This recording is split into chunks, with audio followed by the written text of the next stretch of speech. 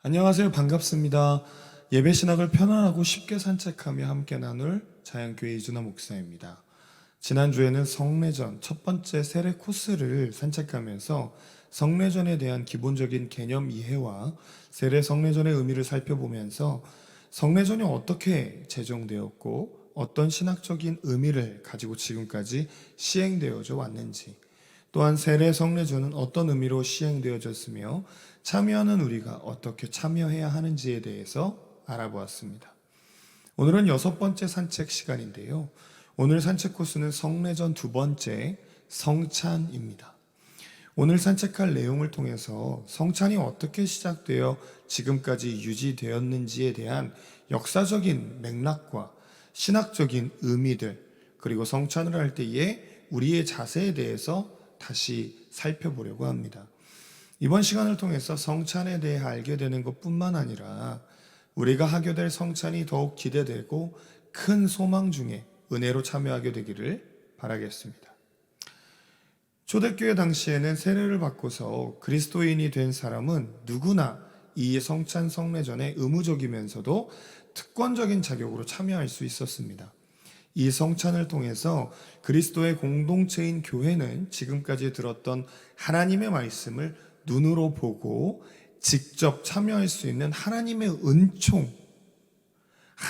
은총으로서 경험하게 되었는데요. 처음 성찬 성례전이 시행될 당시에 예전에 모든 주제는 십자가 위에서 희생하시고 부활하셔서 우리의 모임 중에 임재하신 예수님이셨습니다. 그렇기 때문에 이 성찬에 참여하는 것은 곧 부활하사 그 자리에 다시 현존하시는 그리스도 예수와의 만남이요, 그리스도의 신 예수님을 통해 보여주신 하나님의 은총과 사랑의 만남이라는 생동적 신앙활동이었다라는 것이죠. 그래서 성찬은 지금까지 기독교에서 가장 소중한 예전으로 여겨지고 있는 것입니다. 이런 성찬은요, 그리스도의 신 예수님께서 친히 제정하신 성례전의 하나입니다. 이 성찬 전통의 기원은 주님께서 십자가의 순환을 당하시기 전날 밤에, 곧 잡히시던 그 밤에 그의 제자들을 모으시고 6월절의 명절을 지켰던 저녁 식탁에서 비롯되었다고 볼 수 있겠습니다. 이것을 근거로 마태복음 26장 26절에서 28절 말씀과 마가복음 14장 22절에서 24절의 말씀, 누가복음 22장 17절에서 20절 말씀과 고린도전서 11장 23절에서 26절 말씀을 들 수 있겠습니다. 성찬 성례전이라는 예전을 지칭하는 우리말 어휘에는 성찬, 성만찬 또는 주님의 만찬, 최후의 만찬, 이런 어휘들이 있는데요. 성찬 성례전에 대해서 다양하게 우리가 여러 명칭들을 통해서 부르고 있으나 어떤 명칭을 사용하더라도 성찬 성례전의 본질이 달라지거나 그 본래적 의미가 다르게 해석되는 경우는 없습니다. 자, 그래서 먼저 성찬 성례전을 지칭하는 말인 주님의 만찬에 대해서 살펴보겠습니다. 이 주님의 만찬은요, 신약 성경의 사도 바울이 고린도 교회에 보낸 편지에서 고린도 교인들의 성찬 성례전에 대한 잘못된 이해를 설명하면서 사용되었습니다.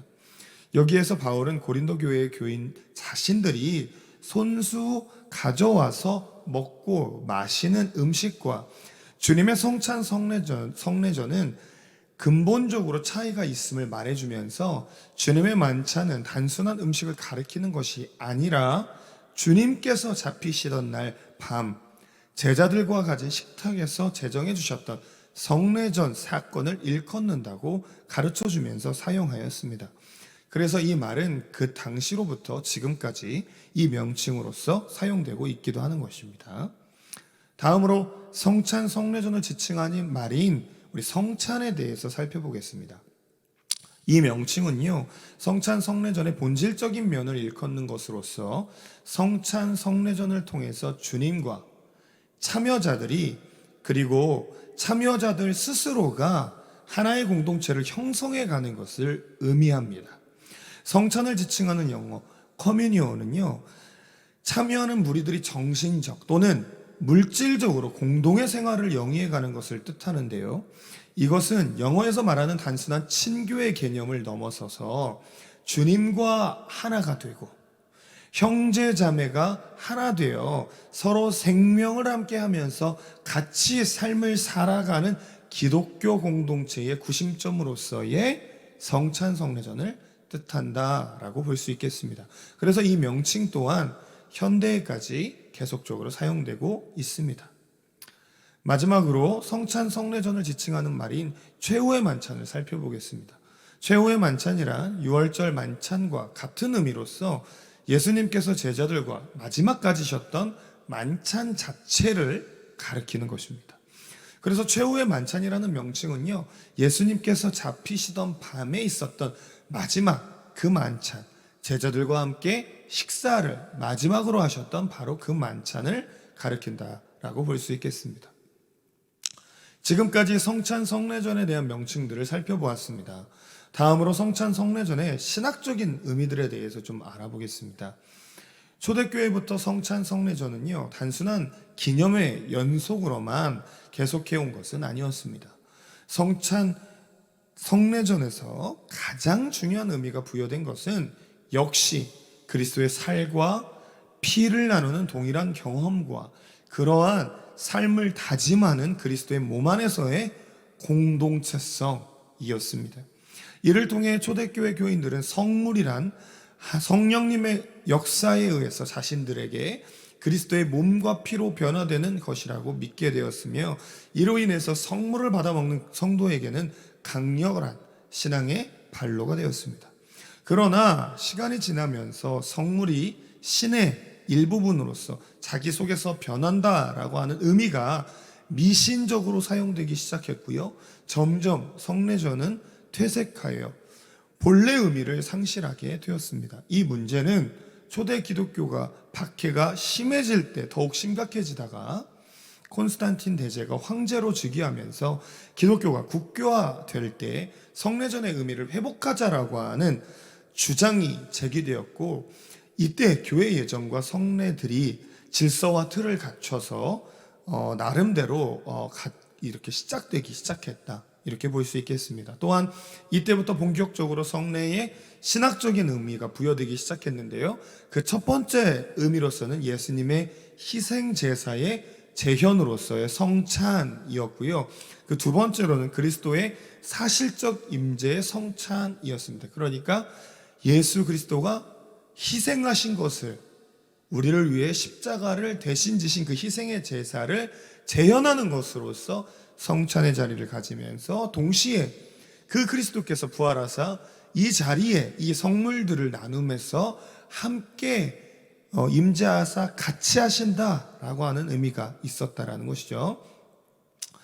자, 이런 신학적 의미들을 가지고 성찬 성례전이 이루어지다가 개혁자들의 때에 조금씩 양상을 다르게 하게 되었습니다.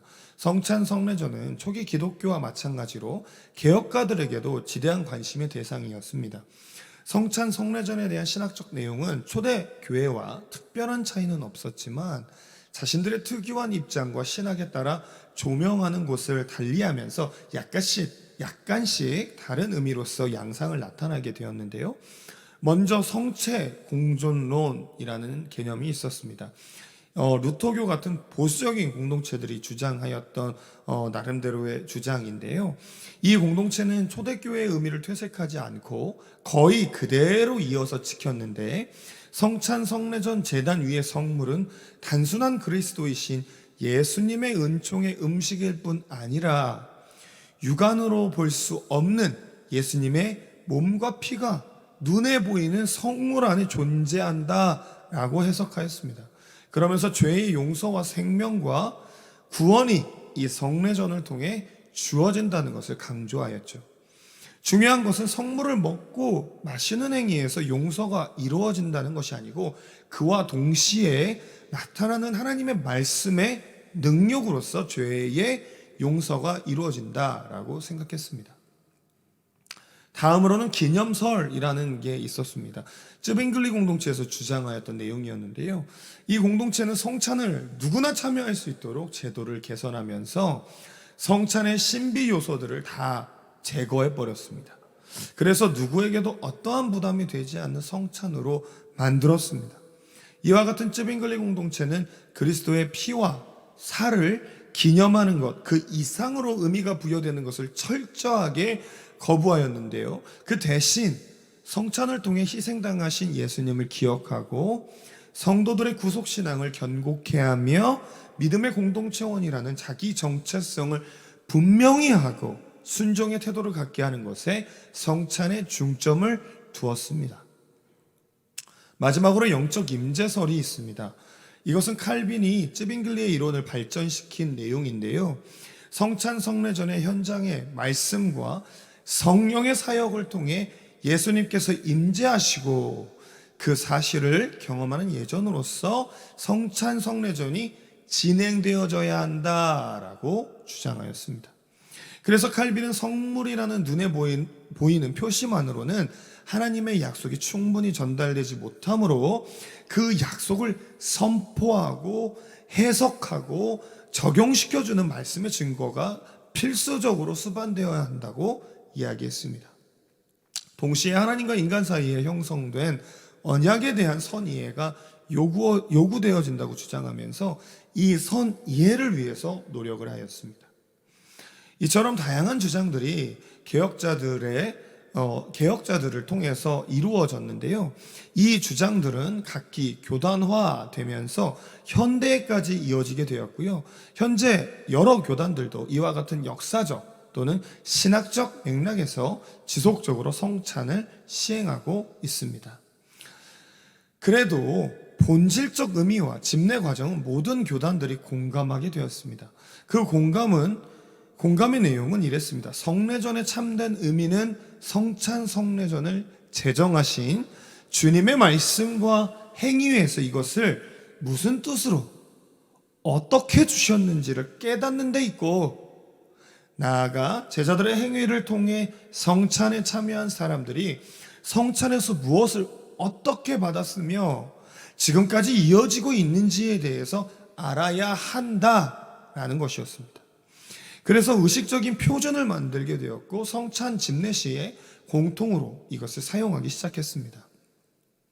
그래서 성찬 성례전의 집례에 대해서 좀 살펴보면요, 먼저 봉헌을 하게 됩니다. 이 봉헌은 집례자나 진행위원들이 떡과 포도주를 주님의 식탁에 바침으로써 정중한 성찬 성례전을 집례하게 하는 순서인데요. 현대에 와서는 헌금으로 대체되어 진행되고 있고요. 미리 이것들이 준비가 되어져 있다, 이렇게 볼 수 있겠습니다. 다음으로 감사와 성별의 기도와 에피클레시스라는 순서입니다. 이때 드리는 기도는요, 주님께서 성찬 성례전에 제정시에 하셨던 대로 먼저 하나님께 감사를 드리고 봉헌되어진 떡과 포도주의 복을 내리사 그것이 그리스도의 몸과 피와 연합되도록 성령님께 간구하는 기도를 하게 됩니다. 그리고 성도들은 그들이 바친 봉헌의 예물과 함께 자신들이 하나님께 드려졌음을 기도하고 이어서 중보의 기도를 통해서 이웃을 비롯한 다른 사람을 위해 기도하며 마지막으로 주님께서 가르쳐 주신 기도로 마무리하는 것입니다.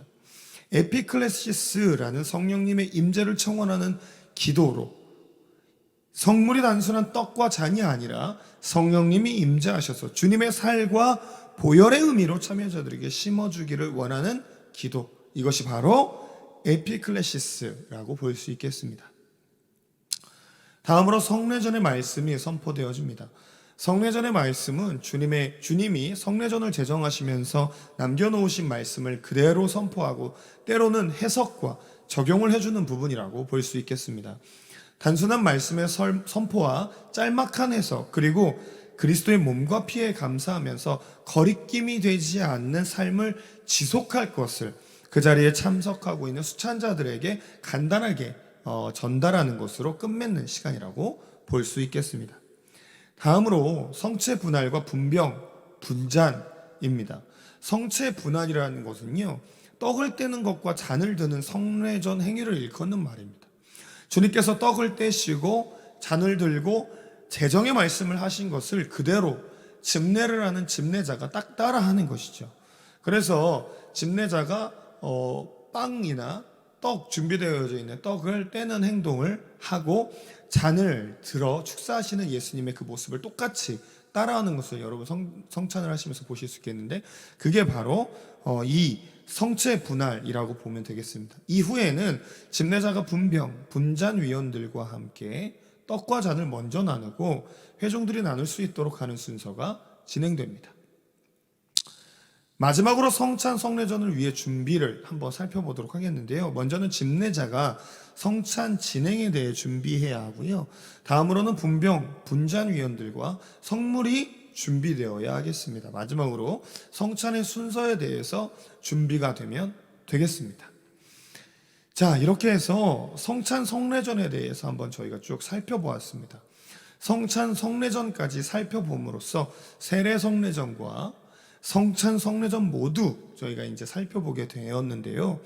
바라기는 세례와 성찬에 참여할 때 함께 나눈 내용들이 지식이 아니라 여러분의 신앙이 되어서 참여하는 그 순간순간에 큰 감동으로서 여러분들에게 작용되어지기를 주님의 이름으로 축원드립니다.